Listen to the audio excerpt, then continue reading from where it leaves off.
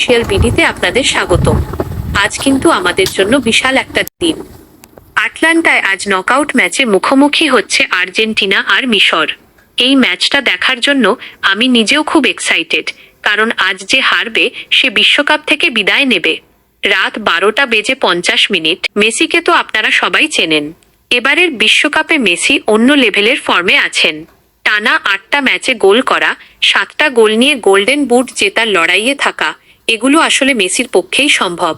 গত ম্যাচে কেপ ভার্দের বিরুদ্ধে 20তম বিশ্বকাপ গোল করে তিনি বুঝিয়ে দিয়েছেন তিনি কেন সেরা। রাত 1:50 মিশরের প্রস্তুতি ও চ্যালেঞ্জ। এখন আসি প্রতিপক্ষ মিশর নিয়ে।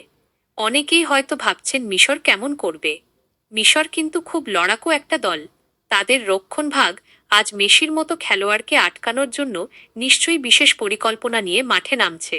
মিশরের খেলোয়াড়রাও আজ তাদের সেরাটা দেওয়ার চেষ্টা করবে, কারণ বিশ্বকাপের নকআউট ম্যাচে কেউ কাউকে ছেড়ে কথা বলে না। মতামত। এখন প্রশ্ন হলো, আজকের ম্যাচে কে জিতবে? মেসি কি তার জাদুর ছোঁয়া ধরে রেখে আর্জেন্টিনাকে জেতাবেন, নাকি মিশর কোনো অঘটন ঘটিয়ে কোয়ার্টার ফাইনালে জায়গা করে নেবে? আপনার প্রেডিকশন কি? কমেন্ট বক্সে এখনই জানান। আমি কিন্তু সবার কমেন্ট পড়ব। রাত 3:40 ভোর 4টে বিদায়।